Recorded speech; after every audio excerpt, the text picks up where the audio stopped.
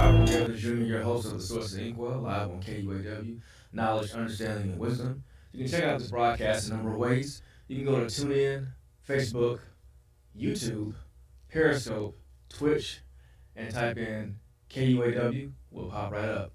And I believe we should be on Roku. Yeah, we're on Roku as well. So you check us out on Roku TV. So KUAW is expanding, and we're expanding because of our viewers, because of our listeners, and because of your donations, and we really appreciate that. You can give us a call at the station at 816-599-6893, and you can hit us up.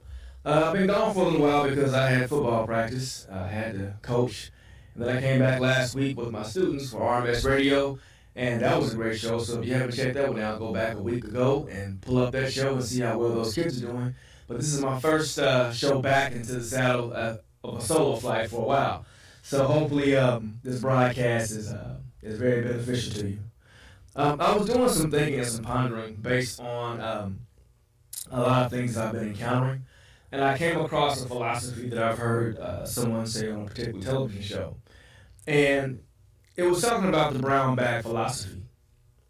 The brown bag philosophy was pretty much back in the day, the local corner was seen as a poor man's lounge. Because, let's be real, a lot of brothers could not go and afford a drink in particular bars and lounges because it was a little bit expensive. So what they would do is they would go out there on the corners and enjoy nice weather, have a nice occasional drink, and catch a glimpse of probably a nice looking woman or two. That's what, brothers did back then.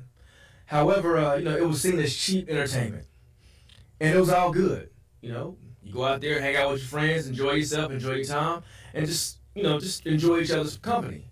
However, local authorities started busting heads when they saw people out there just drinking in public, because public drinking led to possible public intoxication, which was a bad look for the community. So, of course, that became an issue for the patrons in this special lounge. So, someone came up with an idea. And this idea was a Nobel Prize winning idea at the time. And that particular idea was to put the bottle in a brown paper bag, concealing the contents of said bag. Now, with doing that, that kind of worked on both ends at the time period. It worked on the end for the patrons to have the concealed beverage, and it also worked for the police because they couldn't see what was going on inside the bag. Therefore, it freed them up to deal with bigger issues. So, think about that. The brown bag covered the small issue to focus on bigger issues. So instead of the police, harassing and dealing with individuals at this lounge, dealing with a small issue, the brown bag concealed that to where the police can focus on bigger issues. So I sat and thought about that, and I said, wow, okay, bag the small issue to focus on the bigger issue. That makes sense. I'm not going to deal with this gentleman over here drinking in public, whereas I can free up my time and my resources to deal with bigger issues. Well, I looked at the situation that we're in right now with education, and education has it flipped. Education bags big issues and only focuses on small issues. And I say that again. They bag the big issues to put more emphasis on smaller issues. And I've been teaching for a while now, and I've seen school systems deal with majors and minors on a scale that was totally obscure. For example, you have students who have a dress code issue, and you have schools focusing more on kids pulling their pants up or kids wearing the appropriate clothing versus the bigger issues like the fighting and the disrespect. You have schools dealing with, hey, we have kids that have electronic devices. They have their cell phones out. But you're not dealing with the bigger issues like bringing weapons to school. You have schools dealing with wearing the hoods in class or in the halls. But you're not dealing with the other issues, the bigger issues like the fighting and the bullying. So I feel that when you have this situation going on in schools, you're putting all your emphasis and all your resources on this small issue. Whereas when you're focusing more on this small issue, you're turning a blind eye and a deaf ear to larger issues. And when you let these larger issues go unchecked, it wears down on the individuals who's being affected the most. And that's your teachers and your students who are there to learn. This conundrum has been a perplexing issue for a while for me. I mean, you're seeing a lot of individuals leave school systems. And when you do that and you only focus on the small stuff, you let the bigger issues that go unchecked open up the door for even bigger issues. Community issues, parent issues. A gentleman spoke with me today, and he said, hey, I got a problem. And I said, well, what's going on with that? He said, well, this kid's being ragged on about the whole hood issue, but we have a bigger issue. He said, I sat there and saw some teachers come in and say, hey, look, the website's open. And I said, was it a website to apply somewhere else? He said, yeah. They were applying somewhere else.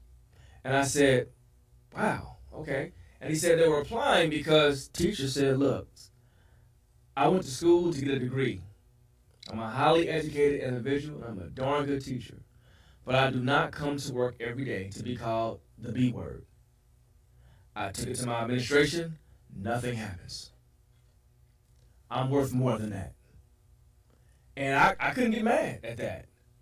Because, see, we have a big issue that's not being checked.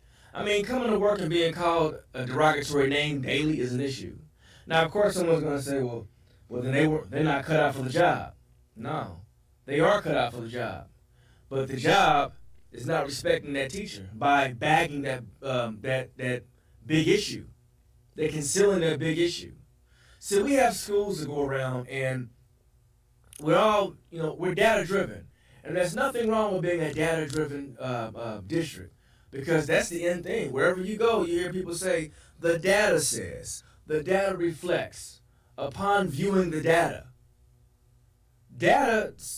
tells you, it gives you a good look at what's going on in your district and in your schools. Now, people getting slick. Think about it. You got these video games out here, and you have all these cheat codes. You have life hacks. People are cheat coding and life hacking school data. There's a manipulation going on, just like Thanos. You have that reality stone. You have people who have a reality stone, and they're changing how things look. For example, a kid hauls off and does a big issue, all right? But they bag it up and make it like it's small. And a lot of data that you see with behavior and academics and discipline is manipulated. And because it's being manipulated, it's a false sense of what really is. So you have people buying into a concept or being a vested party into an entity that's giving out false concepts. And when you have these false concepts, people come in and they're like, wow, I'm stuck. Or I didn't know this was going on. And then you got one or two things. Either you expose the lie or you keep it going. And sometimes exposing that lie cuts funding. Exposing that lie cuts credibility. Therefore, you let that lie go to keep that funding and that credibility. And that credibility going. And all in the grand scheme of things, it's hurting the student while someone else's pockets are getting fatter. And I guarantee you the person's pocket is getting fatter is not in that school building. See, a lot of your central office staff, they go and they make these backroom deals to make money for themselves. Now, I'm not saying every school district is like that, but a good chunk of them are. Because see, now you see school districts, they don't even hire individuals who are educationally based. They hire individuals who have a business mindset. They make your school a business, or a political mindset, where they make your children political pawns. And that's another aspect I'm gonna get into later. See, when you sit up here and you allow this stuff to happen in your school systems, you have the situation that's happening with Central High School. Now, when I grew up, Central High School was the one of the premier schools to be in. Because back in the day, black folk couldn't go to certain schools. I believe it was Lincoln, Paseo, and Central were the premier schools for people for black people in the Kansas City, Missouri area. I went to Southwest, and when I went into Southwest, I looked up and I saw they had like all of the individuals before you up in there, and they were all white. I had no connection. The neighborhood we were in was a predominantly white neighborhood, and that neighborhood did not want those black kids there. And a particular politician, and I know I'm gonna get some flack for this, but a particular politician allowed the individuals in that neighborhood to have their way, and the school was shut down. It was very sad. Now, originally, I wanted to go to Central because my dad went to Central, uncles and aunts went to Central, a lot of my friends were going to Central, because, it was seen as a school that was made for us. And Central had a very, very strong, and they still do, alumni chapter. To this day, Central's alumni chapter is strong. Southwest, so-so. So I really wanted to go to that school, and it really hurt me when I saw that was one school that they were trying to close down. And I'm not surprised because they had their eyes on Central for a long time. I remember at one time they wanted Central to be, a predominantly white school, but the alumni shut that down. See, with schools like that, you really mask those big issues, but then it's not that you're hiding them, it's you're holding on to them to where soon you can open up that bag and release all those issues out and show, look at the issue here, look here. Now, like I told my students, it's messed up that you have a your school board does not match the population that's being served. So what am I saying? If you have a predominantly black school district, but your school board does not reflect that, that's an issue. Or if you have school board members who don't have kids in that in that school district, that's an issue. How can you decide what goes on with children in schools that your kids don't go to, or won't go to, or you don't look like those kids in that school district, or their parents? So what connection do you have? It doesn't make sense. So already, you're part of the problem. You are concealing things. You're concealing the truth in that district. Because if your school district is 90% black, your school board should reflect that. Now, of course, you're going to say, well, Tyrone, you can't say we have an all-black board. Well, hold on. You've been having all white things for centuries. Seriously, think about that. Your population's leadership should be based on the population that it serves. It is what it is. If you are a part of a school board, either your child should have been in that school system, or you would want your kids to go in that school system. Matter of fact, I got one for you. How many board members do you see actually going into these schools, sitting down with your kids and talking to them? or reaching out to parents.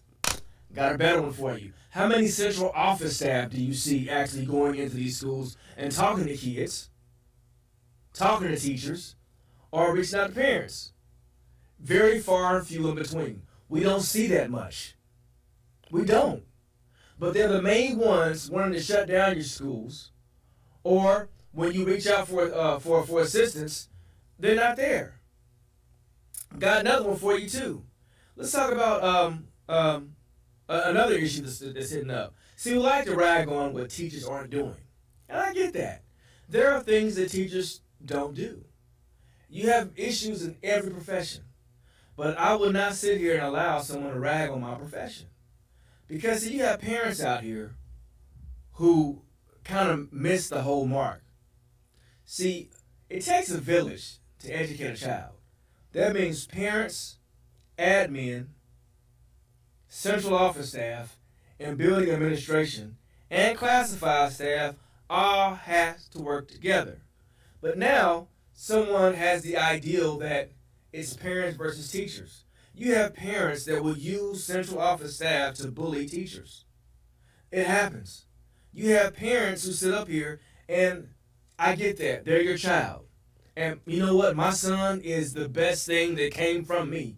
So, of course, I feel sometimes my son can do no wrong. But reality hits in and says, yes, my son does do wrong. So parents, if your child does wrong, your child makes mistakes, your child has fault. And it's okay. Because kids are supposed to make mistakes in school. It's the teacher's job to reach out to the parent and say, look, your child is having issues here. Let's work together on that. So if a teacher calls you and says, hey, look, your child is having issues with behavior or attendance or academics, we're not attacking you. But when you come out and send out these bullying emails, you're attacking us. Don't attack a teacher for trying to who's trying to get assistance for you for their child. Because when it all comes down to it, me and you fighting is not helping out your child. Now, it's to the point to where teachers are actually leaving because of parents. There are parents being allowed to do these things. Matter of fact, let's take it a step further. There are people that don't want to coach because of parents yelling at coaches, telling coaches how to coach. No disrespect, I understand that your child played for a Pee Wee AAU team. That's great. But the way that coach coaches is different than the way the school coaches. So stop trying to say, well, this other coach. If your child's not getting playing time, I understand that's an issue. There's ways to go around that. But rushing the field or coming and standing behind a coach and yelling at that coach is not a way to fix it. You have individuals who don't even want to be officials for schools anymore. You know why? Because parents are being allowed to rush the field and get in the face of an official. I have a cousin that's a comic.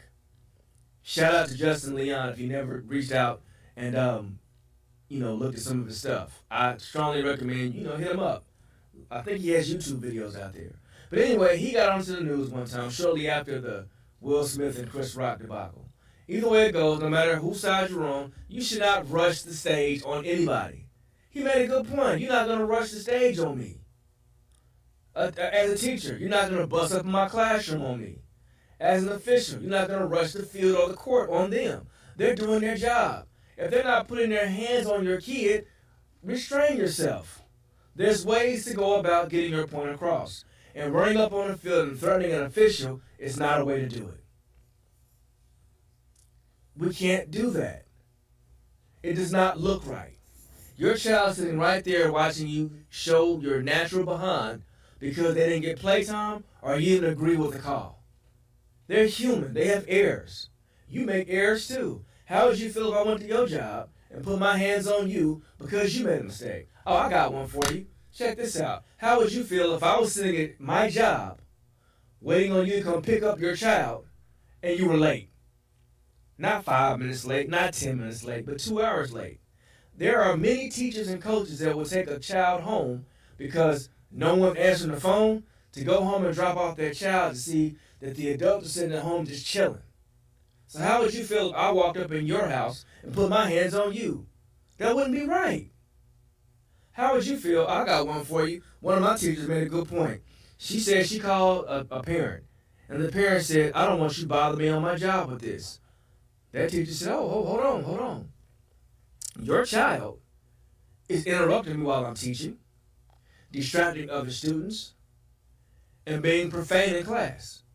Your child is interrupting me on my job. Therefore, I'm interrupting you on your job. You got to be a parent." Now, you got some parents, and I'm not busting up on parents, but let's be real here. Your child is the best part of you. They're supposed to be. Therefore, there are some things that your child may accomplish that you may not have accomplished yet. I don't know, maybe making it on a football team or being successful on a football team. Don't live your life through your child to where if something happens, you make that mistake to cost your child game time. Now, there are times where the actions of adults affect kids. When the elephants tussle, the grass is the only thing that suffers. If you have a parent and a teacher going at it, that kid is suffering. They are. Let's be civilized. Let's talk. And guess what? While a parent and a teacher is going at it over something very minor, who do you think's watching?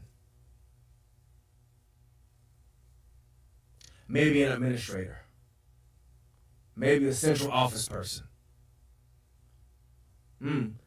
Yeah. Let's be real here.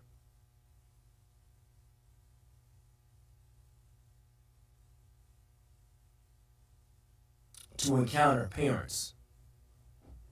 And if you're afraid to deal with a parent, sitting back and allowing that parent to curse out a teacher or threaten a teacher because you're afraid to tell that parent what they can and can't do in your school, that's an issue. Because see now, that teacher is being put through a barrage of insults and harassment because you as the administrator or the central office staff won't go and put that, I'm going to give that parent protocol. This is how you do it. And parents, if you have an issue with a teacher, there's a way to go about doing it. You talk to that teacher first. And if you and that teacher can't come to a resolution, then you go to the building admin, probably the vice principal first. Then the building principal. Then that individual is over that building principal, then central office staff, and then your board.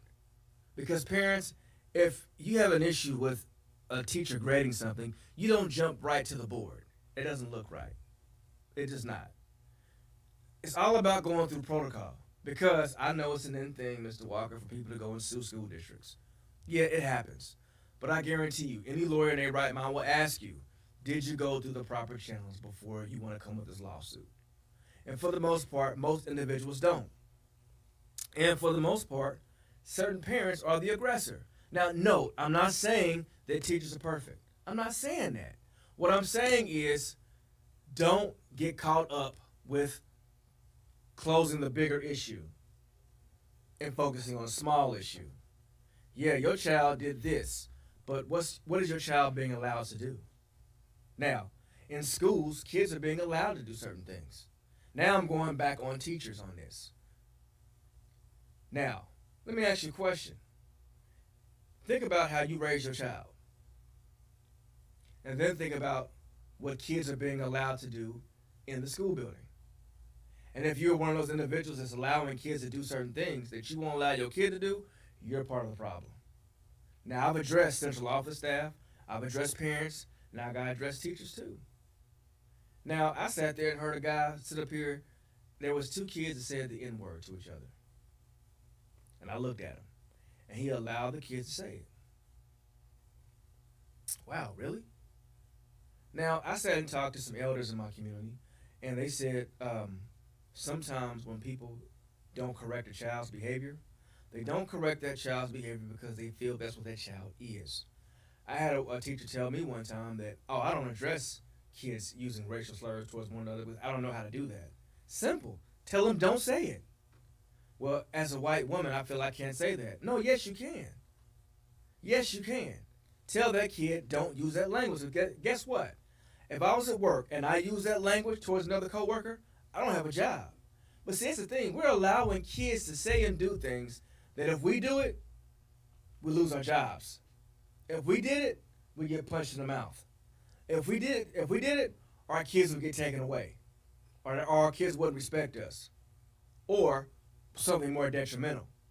See, what we're doing is we're allowing school rules to put a brown bag over huge issues and allow small issues to be the focus. But because you're bagging up these big issues, you're allowing our kids to be statistics. And I will not allow children, especially ones who look like me, be statistics. You look on television all the time and you see people who look like our kids murdered, people who look like our kids detained in custody, people who look like our kids drug all through mess, people who look like our kids who have things taken away because certain issues aren't checked when they're younger.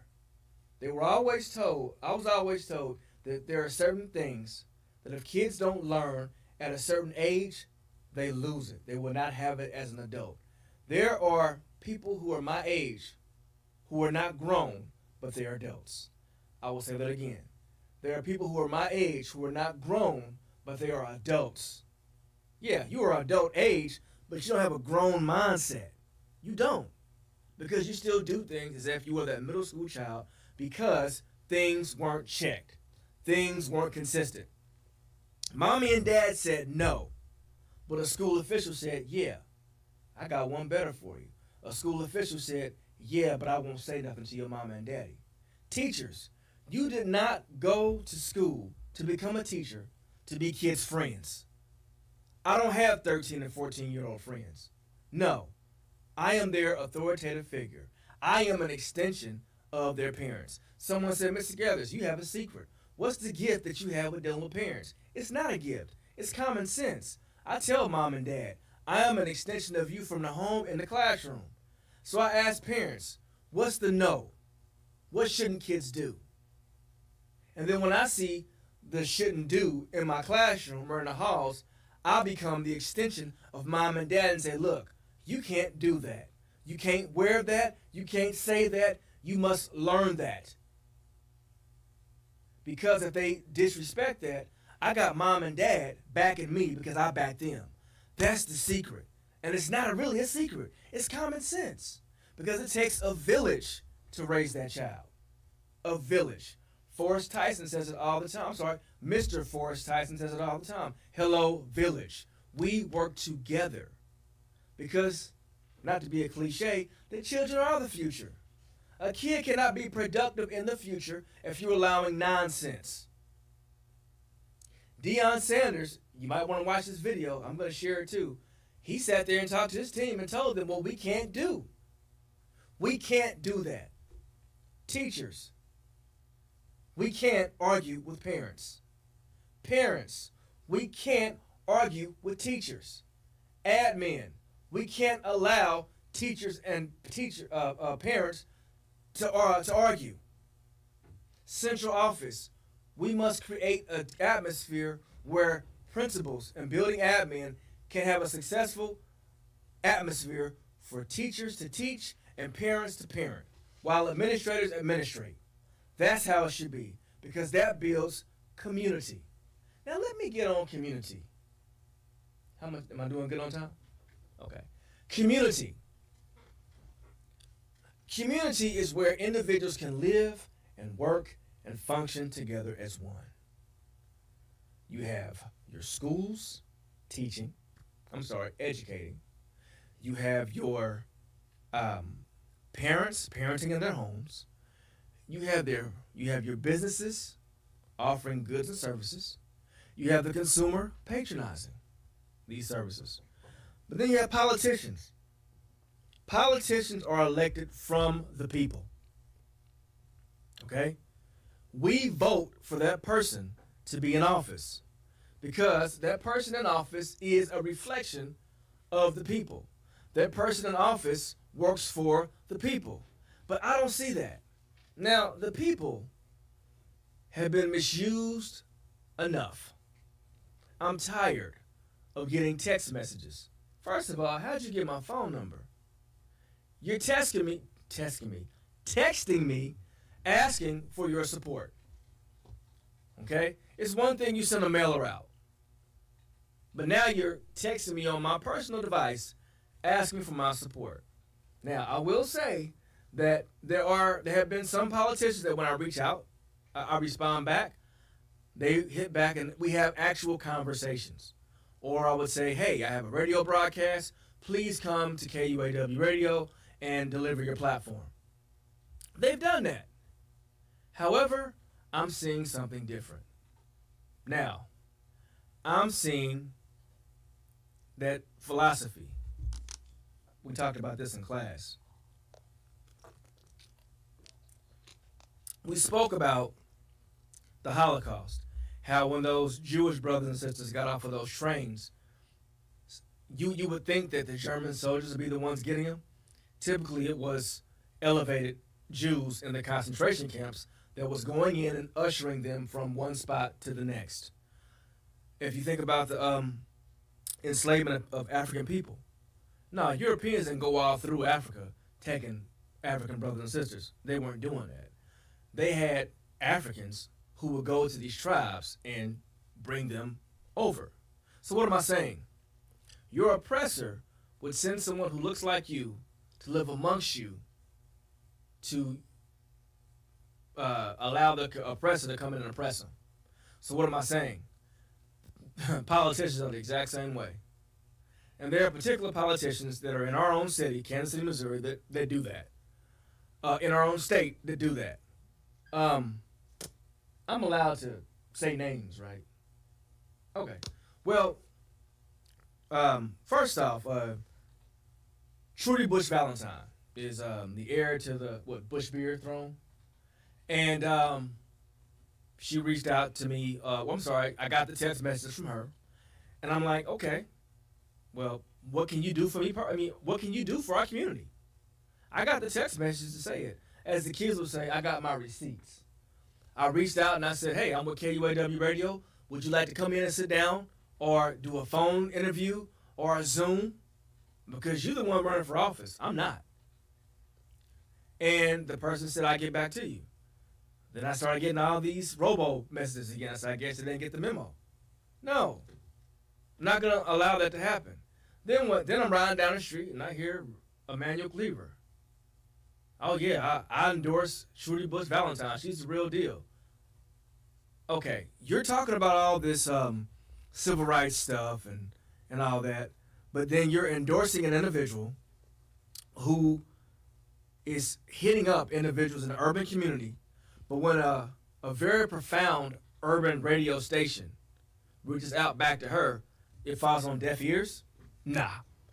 Don't send someone who looks like me into my community to get me to get your vote. It's not going to work like that. It's not. I mean, it was just said that Trudy Bush Valentine was here in the city. Where did she go? I mean, did she come anywhere? No. If you are trying to say that you're of the people, you need to be of the people. Now, I know, Miss Trudy Bush Valentine is a registered nurse. But when it all comes down to it, she can stop nursing and not even be a politician and still be taken care of because of where she's from. Now I'm not knocking you for having a wealthy family. That's cool. That's good. But my thing is, if you're trying to come in to the community and get support from the community, you need to come in yourself. Don't send someone as your emissary. Which leads me to Emmanuel Cleaver. The thoughts and views of this radio broadcast is not reflect the thoughts and views of KUAW. I don't care who you vote for, but I have not been a fan of Cleaver for a while because Cleaver has shown he's not a fan of us. And I say that to say that that politician I told you about that helped Southwest get closed down, that was Emmanuel Cleaver. I've had an issue with Cleaver since I was in high school. because he actually came into our school building and said, "Hey, what can I do to help you?" And myself and some students said, "Hey, look, can we sit down and talk to the community so they can actually see that we're the kids, that we're good kids here?" And he said, "Yeah, I set that up." And it never happened. And that left a bad stain um, in my mouth for a while. Um, when I became, 18 years old, and I'm sorry, I'm a little shaken up by this because, I hear people say what a great man he is, what a great pastor he is. And I'm not knocking all that because your relationship with him is cool, and that's good. I'm not saying what you should do based on what I'm saying, but I'm saying that there's more to a person than just what you see. Because I'm sure that I'm great to some and probably not great to others, and I get that. However, what you did to children was wrong. And you immediately took the side of the community. And if you look at Southwest, Southwest is in a pretty affluent community. And there were a lot of kids that didn't live in that neighborhood that went to school there. So, of course, it was an issue. And also, it was some racially motivated things, too. And that school was designed, it was used as a dumping ground to appease the community, shut the school down so they can take control of that school. It happens. It happens. Get that out to put this in. It's called gentrification. That school was being gentrified. That's what they wanted. And we all felt that Mayor Cleaver at the time let us down. And it was very heartbreaking. When I was able to vote, he was a congressman, and I was very reluctant to vote for him. I mean, it's like, why should I vote for somebody because they look like me? I mean, no. What have you done for me? My mother used to always say that, what have you done for me? What have you done for me? I remember there was an issue with, matter of fact, this community right here. There's 2 gas stations that's leaking oil into into the soil, into the air, and into the water. And people are getting sick. I remember he came in with another politician and discussed that and pretty much told the people they had nothing to worry about. The issue is still going on right now. So you're not really taking care of your constituents. I remember Emmanuel Cleaver was going against Ryan Dirks. And Ryan Dirks was saying some things that was not true about Emmanuel Cleaver, Congressman Cleaver. And we reached out. As a matter of fact, Ryan Dirks wanted to debate Cleaver. And I remember a comment was made that Cleaver only comes to reputable radio stations. Wow. This is a station in your area. And this station supports individuals who look like you. And for that comment to be made, that did not sit well with me, especially a radio station that peeped game where an individual was doing some whether you like Cleaver or not, I did not like what was being said about Reverend Cleaver. Congressman Cleaver's name was being subjected to it was dirty journalism. It was dirty. Lies were being told about Congressman Cleaver.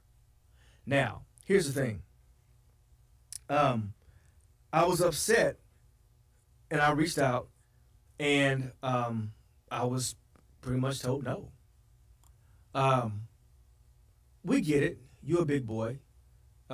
Big man, and you can take care of your own business. We get that. However, I wanted to show that despite what goes on, we will not allow someone to talk about someone from our community like that. You will not come into our community and talk ill and spread lies about someone.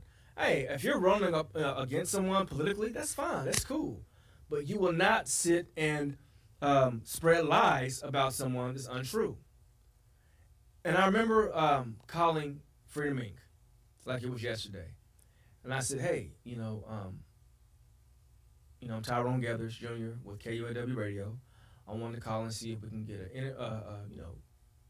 are you doing a watch party so we can come and talk to you about, your election?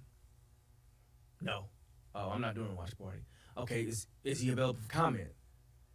No, I'm not talking to him. I mean, you're right there. You could have gave me like at least a minute. I'm right there. And my thing is, politicians,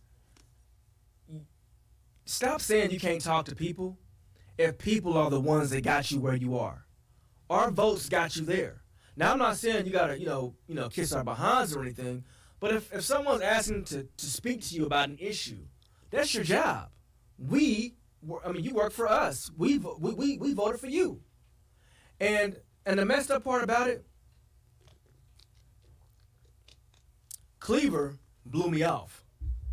But Cleaver's opponent welcomed me with open arms. Oh, it was I felt very uncomfortable at the Dirk's watch party. Very uncomfortable. But the sad part about it, Cleavers is they welcomed me in. Welcome. And when I looked up, I saw people from the community, very uncomfortable, who looked like those. But the sad part about it out there, and I'm like, nah, I can't be around this, because I'm not gonna allow this rhetoric to make me an individual that allows the oppressor to come in and oppress people who look like me. It's not gonna work. And another thing that really messes me up is KUAW is a very reputable radio station. Told the students last week, we have a worldwide reach. I had people listening to, I don't want to say the Tyrone Gethers show, but the source of Inkwell in Dubai. I don't know anyone in Dubai. I don't. But I remember one time we pulled some schematics and it said, yeah, during this time, during your show, people were listening to your show in Dubai. That really tripped me out. That was cool. So, one thing I want to give to politicians is the black community is more than whatever you think the stereotype is. Now, think about it. Every time you see a politician go into the black community, they go into the hip hop community or whatever stereotype they think black people are. And it really pains me to say that, but that's what you see. I'm gonna go to this hip hop area right here. But guess what? Hip hop is not just black culture. I'm looking at Mr. Walker right now. I mean, I haven't heard Mr. Walker bump near a rap CD. But does that make him less black than my man Kev, who's a hip hop connoisseur? No. We transcend that stereotype. So when I see politicians only go to the hip hop version of black culture, I don't like that, because we're more than just that. You are putting us in a bag. You are bagging us and saying, this is only what I see black people as. You're putting the scholars, the people who are jazz connoisseurs, the classical pianists, the lawyers, the doctors, the teachers, the speakers, the preachers, the ministers, the mothers, the fathers, the sons, the daughters. You're putting all those in a bag, only to leave out that minor issue. You know, we go beyond the jogging suits, and we go beyond your stereotypes. See, D.L. Hughley said it best, the worst place to be, and I'm just paraphrasing it, the worst place to be for a black man is in the mind of someone that's racist. I don't want to be your stereotype. Our people are beyond your stereotype. Our community is beyond your stereotype. You know, don't think that, we talk about persuasive appeals. Sitting and talking to black folks is not slumming. Because if you really go and talk to people of the community, you will see a wealth of knowledge and resources right here. The bulk of your constituents are the ones you avoid. It's real talk. The bulk of your constituents are the ones that you avoid. And because you do that, it's an issue. Think about that. You got people who want your votes to represent the people on a large scale. But as soon as they get those votes, they forget where they come from real quick. Ain't that right, Mr. Walker? People forget where they come from real quick. Yeah, it happens a lot. It happens very frequently. Now, am I saying that, Congressman Cleaver or, your Frank Whites or your Quentin Lucas? No, I'm not saying that. I'm not. What I'm saying is, when you will open up the door to allow someone like Trudy Bush Valentine, I'm sure she's great. But when you allow someone to, when you endorse someone like that, hold them accountable. Say, look, yeah, I'm going to endorse you, but I want you to go in there and talk to the people in my area. Sit amongst them.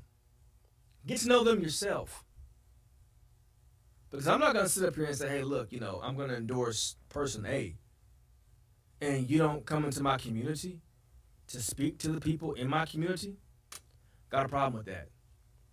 What you're doing is you're selling out your people. And when you sell out your community, it goes all the way down and it affects our kids. Because what goes on in your major elections, it trickles down. And your kids are the ones that are affected.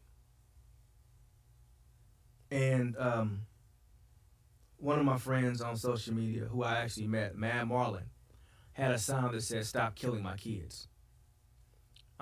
You need to stop killing our kids. Stop killing our kids at the polls. Stop killing our kids when you don't hold people accountable. Stop killing our kids when you refuse to parent. Stop killing our kids when you refuse to teach. Stop killing our kids when you refuse to administrate. When it all comes down to it, when the elephants tussle, the kids are the only ones who suffer. They're the grass that get trampled on up under the feet of arguments that adults shouldn't even have. Next Tuesday is very important. It's election day. And your vote does matter. It does count. When I go and vote, I'm looking at my son and I'm looking at my students. Because what I click at the polls dictates how they're being educated.